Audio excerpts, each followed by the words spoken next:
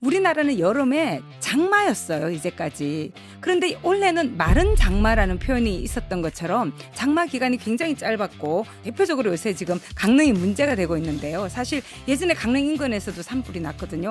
만약에 지금 강릉 주변에 산불이 난다면 어떻게 대응하겠어요? 산불이 연중화되고 있는 거는 기후 위기에 따른 변화의 흐름 중에 하나입니다.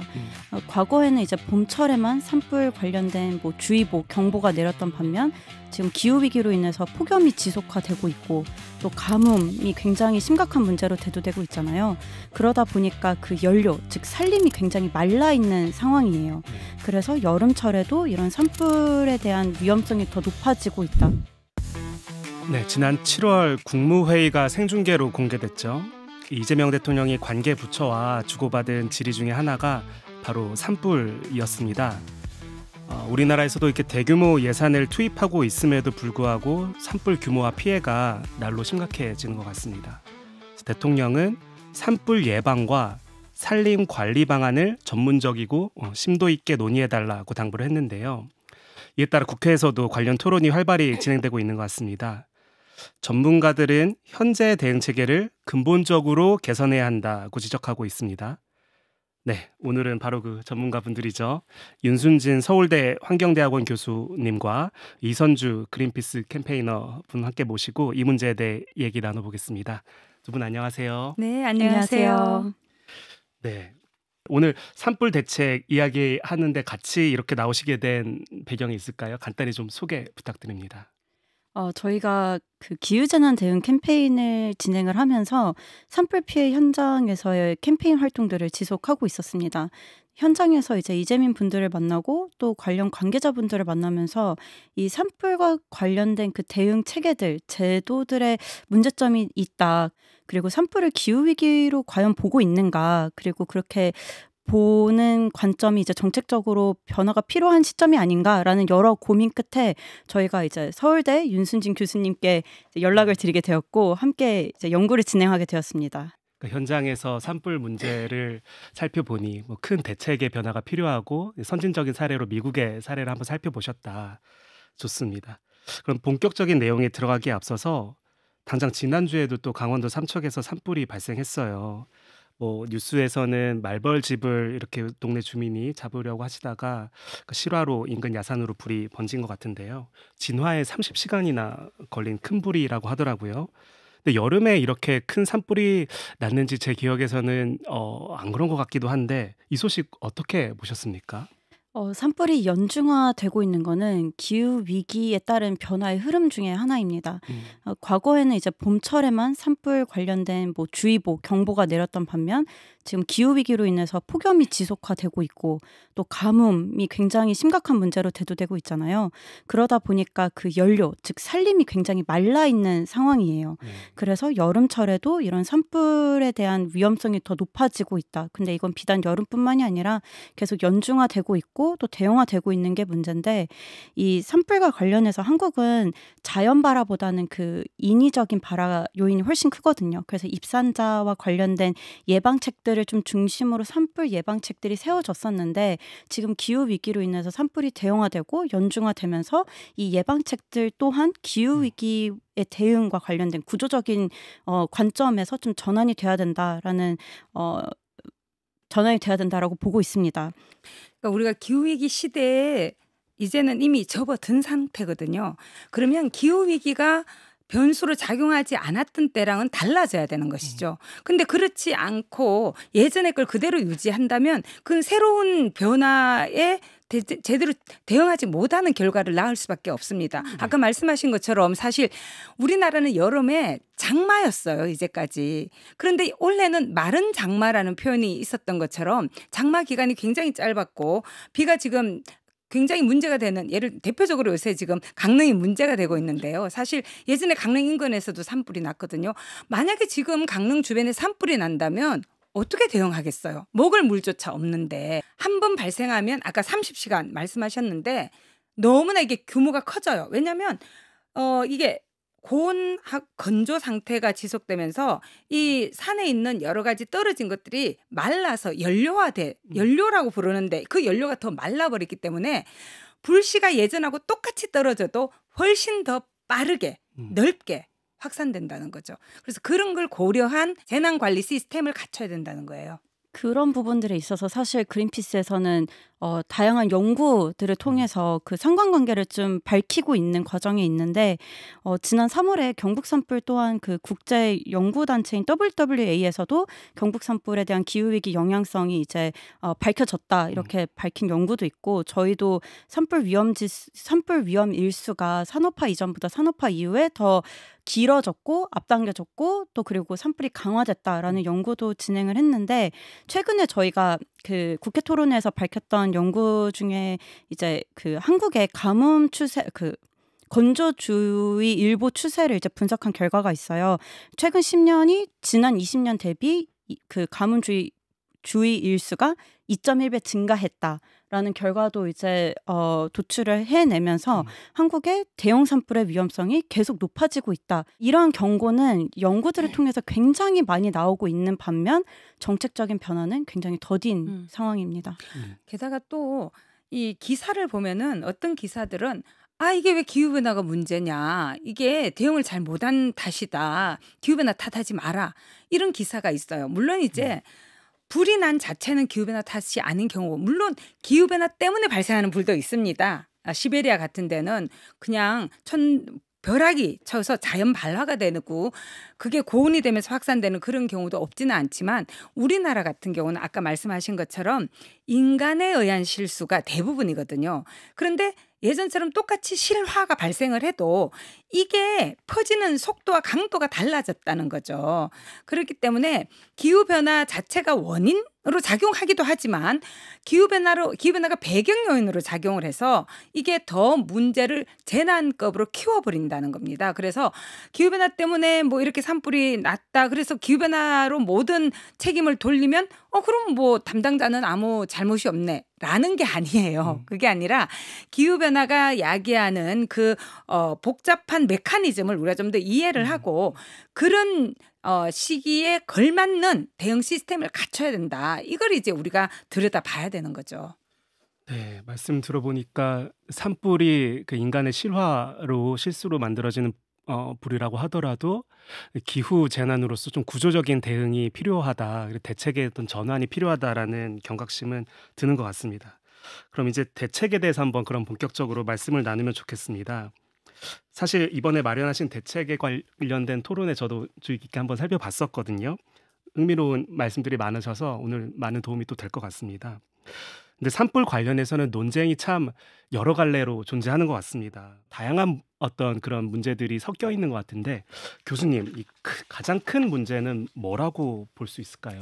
글쎄요. 말씀하신 것처럼 이런 건 워낙 복합적으로 발생을 하기 때문에 이게 딱 이 요인 때문이다라고 찍어서 말씀드리기는 곤란할 것 같아요. 뭐 정말 임도를 내야 되는지 또는 헬기로 이렇게 항공 진화를 하는 게 어느 정도 적절한지 그다음에 그 대응하는 사람들의 전문성이 있는지 다 영향을 미치죠. 근데 이제 그쪽 부분은 이번 연구에서 다른 분야는 아닙니다. 네. 연구의 범위를 넘어서고요. 사실 저는 산불 전문가는 아니에요. 공학적 전문가는 아닙니다. 그래서 저는 요번에 이제 저희가 한 연구가 아까 말씀드린 미국과 한국 두 국가나 중앙정부가 얼마나 이런 시스템을 갖추고 있는 어떤 시스템을 갖추고 있고 그게 잘 작동하고 있느냐. 작동이 안 된다면 무엇 때문이냐. 어떻게 기후재난 시대에 걸맞는 산불 대응 체계를 갖춰야 될 것인가. 그 부분에 이제 집중해서 연구를 했습니다. 저희가 이제 연구한 거에서 보면은 산불을 기후변화 문제하고 연결해서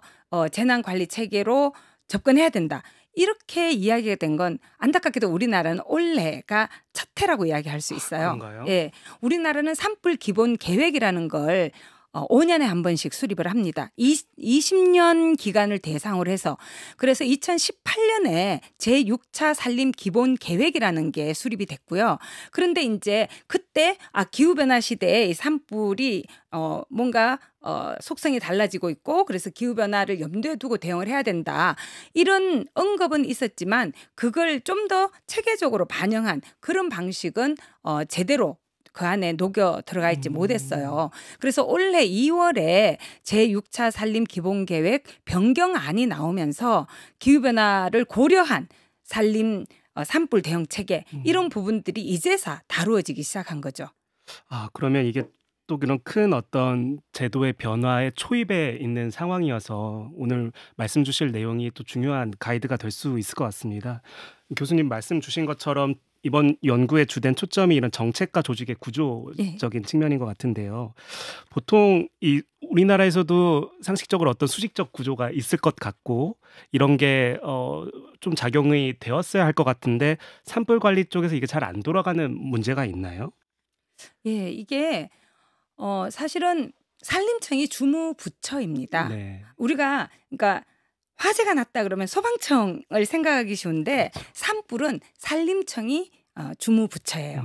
그리고 이제 산림청이 주무 부처지만 행안부에 행정안전부에 또 이런 재난에 대한 표준 대응 매뉴얼 지침 이런 것이 있고 거기가 또 중심이 돼서 이런 재난에 대응하는 그런 방식으로 꾸려지고는 있어요. 그렇지만 산불은 여하튼 산림청이 상위 가장 최상에서 이제 주관하는 기관이고요. 그래서 그 산불 대응 체계들을 보면은 아주 조직적으로 잘 갖춰져 있어요. 문제는 뭐냐? 그 조직도 대로만 되지는 않는다는 거예요. 그게 무슨 말씀이시죠? 그게 무슨 말이냐면 예를 들면 이제 산불이 이렇게 발생을 하면 한 지자체, 기초지자체 단위에서 발생을 하면 그 기초지자체 장이 이제 일단은 현장에서 대응을 해야 됩니다. 물론 이제 산림청에서 여러 가지 조언도 하고 뭐 지시도 내리지만 일단 그 지자체에서 해야 되고요. 이 산불이 만약에 지자체를 넘나들어서 2개 이상의 지자체에서 발생을 하게 되면 그게 같은 광역지자체면 광역지자체 단위에서 이제 하고요. 또 광역끼리 이렇게 또 뭔가 범위가 넓어지게 되면 그때는 산림청이 이제 현장에서까지도 대응을 하게 되는 거예요. 그런데 기초지자체 단위에서 그렇게 한다고는 되어 있지만 아까 말씀드린 것처럼 중앙재난대책본부가 있고 거기에 이제 산림청이 산불에 대해서 주무부처여서 거기에서 이제 대응이 내려오겠죠. 그런데 이 기초지자체 차원에서는 담당 공무원 입장에서는 산림청에서만 이 명령이 내려오는 게 아니라 중앙안전대책본부에서도 내려오고 그다음에 또 자기가 소속된 광역지자체 그것도 광역지자체에 산림부서가 있고 산불부서가 있는데 거기에서 또 다 내려오는 거예요. 그러니까 재난관리부처가 있고 산불부처가 있어요. 그래서 한 사람이 여러 부처에서 내려오는 또는 기관에서 내려오는 명령을 동시에 받는 거예요. 한 사람이라고요? 기초지자체의 그 담당자. 그래서 저희가 지난번에 이 과제를 하면서 토론회를 했어요. 그래서 관련된 분들을 모셔서 현장의 목소리도 들어봤는데 기초지자체에 근무하시는 분이 이게 참 힘들다. 체계도는 일원화돼서 사실 우리나라는 중앙 집중적인 그런 어떤 관리 시스템을 가지고 있죠. 그런데 중앙에서 목소리가 하나로 이렇게 내려오는 게 아니라는 거예요. 행안부에서도 내려오고 산림청에서도 내려오고 자기 소속된 광역지자체 그것도 다른 부서에서 막 이렇게 내려오니까 그 담당자로서는 이 응답하기조차도 힘든 거죠. 그래서 이게 일원화된 시스템이 실질적으로 작동이 돼야 된다. 그래서 현장에서 있는 사람이 정말 그 하나의 목소리를 가지고 이렇게 접근하고 대응할 수 있도록 해야 된다. 그런 게 좀 부족한 것 같아요. 여기 혹시 조금 더 해도 될까요? 그 말씀 주신 거에 더해서 사실 그 지자체의 역량이 중요한 순간은 산불이 꺼지고 나서도 굉장히 중요하거든요. 그러니까 그 지역 주민들이 이제 그 산불이 꺼지고 난 다음에 고통과 피해는 꺼지면서 꺼지는 게 아니라 사실 그때부터 또 새로운 시작이기도 하거든요. 근데 그런 측면에서 한국에서는 사실 이런 그 장기적으로 지역사회가 다시 재건되거나 회복되기 위해서 제도적으로 어떤 지원이 있거나 뒷받침되는 게 전혀 없습니다. 그러니까 산불이 꺼지고 보상금 지급하고 그리고 단기적으로 이제 복구가 빨리 진행이 되면 거기서 이제 정부의 책임은 끝이 나고 그리고 나머지 이제 개인의 어떤 심리적인 트라우마를 회복한다는 차원이라던가 아니면 지역사회와 공동체가 다시 재건을 이제 얘기하는 그 방향에 있어서는 개인과 지역사회, 지자체의 역량에만 이제 의존하는 시스템인 거죠. 그래서 지자체에서는 산불 이후에 다시 재건을 하고 싶고 어떻게 회복을 해야 될지 그런 걸 꿈꾸곤 싶지만 사실상 제도적인 지원이나 예산 지원이 전혀 없으면은 그런 걸 이제 지자체마다도 다른 역량으로 보여지게 되고 사실상 그렇게 하기가 어렵게 되면은 그냥 그 갈등이나 분열이 좀 심화되는 구조로 그냥 마을이 마을에 이제 갈등이나 다시 할게요. 갈등이나 그런 상처들이 좀 심화되는 결과로만 남게 됩니다. 그래가지고 그 연구에서 주요하게 다뤘던 것 중에 하나가 이 재난 대응에 있어서 분권화도 굉장히 중요하다. 그러니까 지자체가 재난 대응에 있어서 역량을 가질 수 있도록 지자체의 역량을 키우기 위한 분권화와 그리고 재난이 일어나자마자 빠르게 그냥 대응하는 거에 급급할 게 아니라 상시적으로 재난 대응 시스템을 계속 갖춰 나가야 된다. 더 구조적으로 접근을 해야 된다라는 얘기를 하고 있습니다. 네, 말씀을 들어보니까 이게 산불이 발생한 어떤 그 순간, 그 이전부터도 마찬가지겠지만 그 이후에도 문제가 지속되는 것 같고, 일단 교수님 말씀 듣는 과정 중에 기초지자체에서 일을 담당하는 뭐 사람이 실질적으로 한두 분밖에 없다는 그런 양적인 측면도 그렇겠지만, 이게 또 큰 불이 되면은 지자체도 계속 이지자체가 맞다가 옆이랑 같이 협조해야 됐다가 또 광역을 올라갔다가 오히려 불이 커질수록 그런 관리가 더 어렵겠다는 생각도 드는 것 같습니다. 그렇게 되죠. 현장이 자꾸 바뀌게 되는 거잖아요. 그렇죠. 예. 그리고 사실 뭐 담당 공무원도 공무원이지만 지자체장이 사실은 굉장히 중요한 역할을 해야 되는데 지자체장이 또 이런 산불과 관련해서 교육과 훈련을 제대로 받지는 않는 것 같아요. 그리고 아까 말씀하신 것처럼 이게 다 예산이 투입되는 문제이기 때문에 예산이 얼마나 확보가 잘 되어 있느냐가 중요합니다. 그런데 지금 우리나라 같은 경우는 중앙 정부가 뭐 예산을 지원하기도 하지만 지자체가 굉장히 많은 부분을 담당하고 있고요. 특히 광역지자체하고 기초지자체 가운데서는 기초지자체가 담당하는 게 70% 정도가 됩니다. 그렇기 때문에 기초지자체장이 또는 그 기초지자체가 이런 문제를 굉장히 중요한 문제로 생각을 해서 우선순위를 둬야지만 예산이 투입이 될 수가 있겠죠. 예산이 투입돼야지 거기에 투입되는 인력이 전문성을 가지게 되는 거고요. 장비도 노후화되지 않고 좀 더 제대로 적극적으로 대응할 수 있는 그런 시스템을 구축할 수가 있게 되고 예방적인 그런 여러 설비들도 필요한데 그런 것도 들어갈 수가 있게 되는 거예요. 네, 그래서 말씀하신 관리 체계가 결국에는 좀 일원화될 필요가 있다. 일원화의 주체가 지금은 이제 뭐 산림청이 조금 주무부처라면 소방청으로 산불 진화지휘권은 좀 일원화될 필요가 있다. 소방청으로 그렇죠. 산림청은 예방과 좀 복구에 힘쓸 필요가 있다.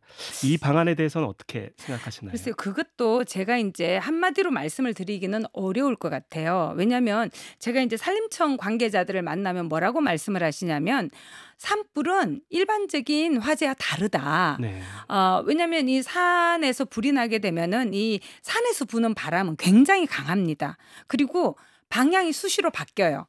그렇기 때문에 자기들이 이 방향이 어디에서 어디로 갈 건지 그런 거를 예측을 해서 할 수가 있다는 거죠. 그런데 일반적인 소방은 그런 역할을 제대로 하기가 어렵다는 거예요. 그래서 좀 더 이런 부분들은 전문성을 가지고 해야 된다. 이런 말씀들을 하시거든요. 그래서 그 부분도 사실 일리가 없지 않아요. 특히 우리나라는 국토의 60%가 산림인 그런 나라이기 때문에. 근데 문제는 뭐냐? 산림청이 전국에 걸쳐서 이 산불 진화 대원을 가지고 있는 게 아닙니다. 그리고 구규림 관리소. 그래서 32개 지점에만 산림청이 동원할 수 있는 산불 진화대가 있는 거예요. 그다음에 이제 반면에 소방청 같은 경우에는 우리가 소방청은 모든 기초자치단체에 우리 소방서가 다 있잖아요. 소방시설이. 그러니까 굉장히 인력도 풍부하고 그래서 대응할 때 걸리는 시간도 굉장히 짧습니다. 뭐 평균 17분 정도라고 이야기를 하는데 왜냐면 곳곳에 다 있기 때문에 어디에서 불이 나면 금방 가는 거죠. 그래서 우리나라 같은 경우도 주무부처는 산림청이지만 현장에 정말 가장 빨리 도착하는 건 소방청이에요. 네. 근데 소방청 같은 경우는 그런 산불 대응 체계에서 공적인 어떤 책임 기관으로 명시되어 있지 않습니다. 그렇기 때문에 일은 하는데 그런 체계도에서 좀 빠져 있는 그래서 오히려 소방청 같은 경우는 사람들을 구제하고 구호하고 이런 역할도 좀 지원 업무도 해줘야 되는데 그런 건 또 제대로 잘 안 되고 있어요. 그래서 이게 좀 더 이런 여러 가지를 고려해서 우리가 접근할 필요가 있다. 그래서 지금은 뭐 하나로 이렇게 의견을 완전히 이렇게 저는 뭐 지금 이미 그 조국 혁신당의 차국은 의원께서 지금 입법안을 발의를 했어요. 그래서 소방청에서 이 산불을 좀 관장하도록 하는 걸로 지금 입법 네. 발의된 상태이거든요. 근데 이것도 이제 발의된 이후에도 이렇게 여러 가지 토론을 거치면서 공론화가 진행이 되겠죠. 그리고 어느 부처로 되든지 간에 저희가 중요하게 생각하는 건 일원화다. 그래야지만 이게 적극적이고 신속하게 효율적으로 대응할 수 있다. 이 부분입니다. 네. 이 산불 특위가 지금 국회에 마련되어 있고 아마 10월까지 기한을 두고 있는 걸로 알고 있는데요. 이런 결단을 시간이 상당히 좀 촉박한데 내릴 수가 있을지 좀 궁금하네요. 이런 특위와 특별법에서 계속 다뤄지고 있는 내용들에서 아직까지 제가 봤었을 때는 기후위기에 대한 대응을 하겠다라는 의지보다는 이번 산불을 어떻게 좀 대응을 하겠다, 이걸 빨리 수습을 하겠다라는 걸로 조금 더 비춰지는 것 같아요. 10월 달에 뭐 발표할 내용들이 어떤 결론만 내는 그런 부분들이 아니라 산불과 관련된 내용들을 또 이제 기후위기 관점에서 시작을 하는 또 그런 계기로 또 전환을 해야 될 필요가 있다고 봅니다. 우리나라 같은 경우는 지금 어떤 식으로 되어 있냐면 중앙안전대책본부라든지 이런 게 문제가 발생하면 중앙재해대책본부든 뭐 이런 것들이 문제가 발생하면 그때서야 비상설 기구가 꾸려집니다. 물론 이제 그 매뉴얼에 따라서 이제 적극적으로 꾸려지긴 하겠지만 이렇게 일이 또 끝나고 나면 그냥 그 뒤에 뭔가 더 다음을 위해서 뭔가 개선을 안을 도출해서 시스템을 더 갖춘다든지 이런 게 없는 거죠. 근데 저희가 살펴보니까 미국 같은 경우에는 이 상설 기구가 있습니다. 그러니까 미국도 애초부터 상설 기구가 있었던 건 아니고요. 워낙 이제 이런 산불이 대형으로 많이 발생을 하고 사실 미국 같은 경우는 우리처럼 거기도 일원화가 안 되어 있었다 그러더라고요. 근데 73년에 산불이 대형으로 발생을 하고 현장에서 이런 일원화된 시스템으로 제대로 대응을 못하게 되면서 문제를 느끼고 그때부터 이제 일원화 시스템을 갖추게 된 거예요. 그래서 현장 지휘 체계도 갖추게 되고 그때 뭘 해야 되는지 표준 지침 같은 것도 정하게 되고요. 그래서 지금의 모습을 갖추게 된 거죠. 그리고 이제 아까도 말씀드린 것처럼 상설 기구가 있습니다. 국가 산불 대응 협력 센터라는 그런 기관이 있어요. 그 기관이 농무부 산하에 있는데요. 근데 여기에 농무부에 있는 그런 농무부만 들어가 있는 게 아니고 여러 연방 부처에서 파견을 와요. 그래서 예를 들면 산림청, 내무부, 그다음에 어류민 야생동물국, 또 국립공원관리국, 연방재난관리청 뭐 이런 데서 굉장히 다양한 기구들에서 파견을 오거든요. 그러면 이게 부처 간의 협업이 가능하고요. 문제가 발생하면 그 파견 나온 사람이 자기 소속 원 부처와 긴밀하고 원활하게 의사소통을 하면서 여러 가지 자원들을 적극적으로 이렇게 제공을 받을 수 있고 그래서 협력이 굉장히 빠르게 일어날 수 있다는 거죠. 뭔가 상설 체계가 있을 필요가 있다. 그런 제안을 드렸던 겁니다. 네, 이게 산불이 기후재난이 되면서 확실히 좀 일원화되고 상설기구가 마련될 필요성에 대해서도 잘 말씀을 해주실 것 같습니다. 근데 제가 토론회를 보면서 또 의미 있게 들었던 내용은 우리나라에서는 좀 대응과 복구에 지금 산불 특위에서 여전히 그런 문제가 있다고 하셨는데 이런 대응과 복구에 좀 집중을 하는 반면에 미국에서는 예방과 완화에 힘을 쏟는다. 근데 이 예방과 완화라는 게 구체적으로는 어떤 활동들일까요? 사실 산불은 우리나라도 예방에 관심을 두죠. 그래서 아까 말씀하신 것처럼 봄철 산불 뭐 굉장히 심하게 일어나는 그런 기간 대비해서 뭐 입산자들에게 주의를 당부한다거나 농민들에게 그 뭔가를 속아가는 그런 행위를 하지 말라든지 이렇게 예방을 하기는 합니다. 근데 그런 식의 예방만이 아니고요. 미국에서는 예방과 더불어서 완화라는 단계가 있어요. 그 완화는 영어로는 mitigation이라고 되어 있는 걸 저희가 완화라고 번역을 했는데 이 완화는 뭐냐면 문제가 발생하더라도 그 피해가 심각하지 않도록 피해 강도를 낮출 수가 있고 그 지역 사회가 복원력을 가질 수 있도록 해준 게 중요한 거예요. 네. 요즘에 기후위기 시대에는 중요하게 부상하고 있는 개념이 뭐냐면 복원력이라는 거예요. 그러니까 영어로는 resilience라고 표현을 하는데요. 재난이 발생했을 때 그 사회가 회복을 제대로 할 수 있는 그런 상태를 말하거든요. 그래서 미국에서는 이런 산불에 대한 예방만이 아니라 산불이 발생을 했을 때 또는 하기 전에라도 이런 지역 사회가 어떻게 하면은 복원력을 가질 수 있을까? 그래서 미국에서는 또 민간 단체 이런 NGO 뭐 그린피스라든지 이런 단체들이 사실은 대형 조직 안에 들어와 있어요. 체계 안에. 아, 그렇습니까? 예, 그래서 우리나라 같은 경우는 굉장히 구호를 지원하는 기관이고 임시적이고 그렇게 되어 있는데 미국 같은 경우는 아예 그 시스템 안에 들어와 있습니다. 그래서 상시적으로 이렇게 소통이 가능하고 일상적으로 주민들하고 만나고 주민들의 이런 산불에 대한 인식을 높여주고 또 산불에 대한 대응 역량을 키워주는 거죠. 이제는 산불은 피할 수 없습니다. 우리는 적응해야 돼요. 근데 적응한다는 게 그럼 불나는 걸 그냥 적응 이게 아니죠. 상시적으로 우리가 재난 상황으로 인식을 하면서 잘 대응할 수 있는 대응 역량을 기를 건가 이게 중요하거든요.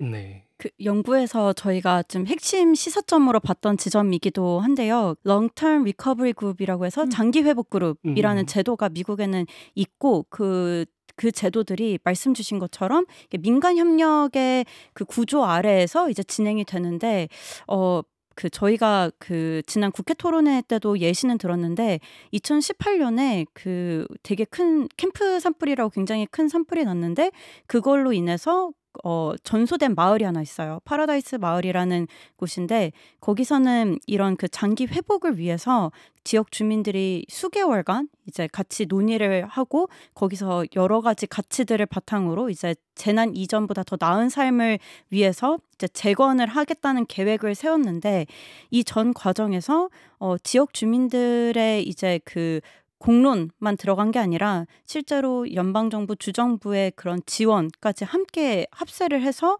이렇게 재건까지 지금까지 계속 이어지고 있다고 합니다. 그러니까 이런 점을 봤었을 때 한국에서도 재난 이후, 그러니까 산불 피해 이후에 장기적으로 이 공동체에 어떤 피해가 가는지 이런 거에 대해서도 조금 더 심도 있게 접근을 해야 되고 이거를 완화하기 위한 정책들을 민간 협력 시스템으로 어떻게 구축을 할 것인가 지금의 과제로 보여집니다. 특히 우리 이번 산불 영남 산불의 문제점은 뭐였냐면 사상자가 발생을 했다는 거예요. 32분이나 사망을 했거든요. 그러니까 과거에는 산불이 나도 이렇게 사망자까지 막 많이 발생하고 이러질 않았어요. 근데 이게 워낙 규모가 크고 빠르게 진행되다 보니까 미처 대피를 못하는 분들이 발생을 한 거죠. 그래서 미국 같은 경우는 Fire USA라는 프로그램이 있어서 주민들에게 산불 예방 교육도 시키고 그다음에 훈련도 해요. 피난 프로그램도 있어요. 그런 거를 평상 우리 민방위 훈련하듯이 그렇게 해서 산불이 발생했을 때 어떻게 대응하고 대처할 건가 이런 부분까지도 하고 그 교육에 참여하면 인증서까지도 이렇게 주는 그런 역할들을 또 민간 기관이 함께 협력해서 하는 거죠. 그래서 우리도 이제 그런 시스템으로 나가야 되고요. 그분들에게는 삶의 모든 삶터가 파괴가 된 거예요. 그리고 그 삶터가 파괴된 상황 속에서 어떻게 복구하고 복원할 거고 보상을 어떤 식으로 받아들일 거냐를 둘러싸고 주민들 간에 또 갈등과 마찰이 발생을 해요.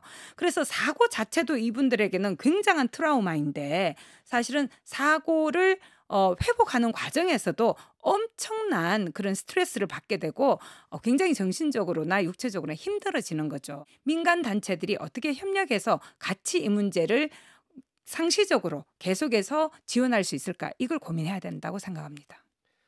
네, 사실 저희 가족 중에 한 분도 울진에 살고 계셔서 산불 이후에 그런 문제들을 해결하고 하는 과정에서도 전 지역 사회에서 여러 가지 쉽지 않은 논의들이 있었다고 알고 있습니다. 근데 말씀해 주신 것처럼 미국에는 롱텀 리커버리 그룹인가 저도 관련된 동영상을 한번 예전에 찾아봤었는데 이 산불 이후에 지역 주민들이 카페 같은 데 모여가지고 같이 어디에 뭘 짓고 하는 걸 논의해 나가는 과정을 보면서 그리고 그렇게 만들어진 마을에 다시 많은 분들이 되돌아오는 그런 과정에 대해서 보면서 이게 좀 우리도 이런 방향으로 나아가야겠다 그런 생각을 많이 하게 됐습니다. 산불 이전보다 나아져야 되거든요. 그렇죠. 예. 이와 더불어서 저는 산불에 대한 재정의가 시급하다고 생각을 합니다. 산불 자체를 재정의해야 한다. 네네. 지금 산불은 사회재난으로 좀 분류가 되어 있고 그 분류된 체계 안에서 또 대응 체계들이 구축이 되어 있기 때문에 산불을 계속 사회재난으로 바라볼 것인가에 대한 고민을 해야 되고 그 고민에 따라서 산불을 기후재난 또는 복합기후재난으로 재정의하는 그 논의들이 좀 시급하다고 생각합니다. 조금만 첨언하자면 그 재난안전법이라고 있거든요. 거기에서 이제 우리나라는 재난을 자연재난과 사회재난으로 구분을 합니다. 네. 그런데 지금 산불 같은 경우에는 사실 산불이라는 용어가 등장하는 건 아니에요. 거기는 화재라고 되어 있습니다. 근데 화재이기 때문에 어떻게 되냐면 자연재난이 아니고 사회재난으로 분류가 되어 있어요. 그런데 이제까지 우리가 계속해서 말씀을 나눈 것처럼 현재 진행되고 있는 또는 앞으로 발생할 산불은 기후변화로 인해서 더 빈번해지고 강화되고 연중화되고 상시화되고 이런 속성을 가지고 있기 때문에 이게 자연재난적 성격도 있고 또 이게 입산자의 실화라든지 이런 인위적인 요인도 물론 존재하기 때문에 이게 복합적이라는 거죠. 그래서 이 재난안전법에서 이걸 두 개를 그냥 분리해서 이렇게 하기보다는 뭔가 복합재난 또는 기후재난으로 산불을 재정의하고 그렇게 된다면 이 관리 시스템, 대응 체계 이런 것들을 구축하는 것도 좀 더 기후변화 시대에 걸맞는 하나의 적응 방안으로서 그런 대응 시스템이 만들어질 수 있지 않을까 그렇게 생각을 합니다. 네, 좋은 해결책을 마련하려면 문제부터 제대로 정의를 해야 된다. 그런 취지로 잘 말씀해 주신 것 같습니다. 네, 그럼 여기까지 듣겠습니다. 지금까지 윤순진 서울대 환경대학원 교수님 그리고 이선주 그린피스 캠페이너셨습니다. 고맙습니다. 감사합니다.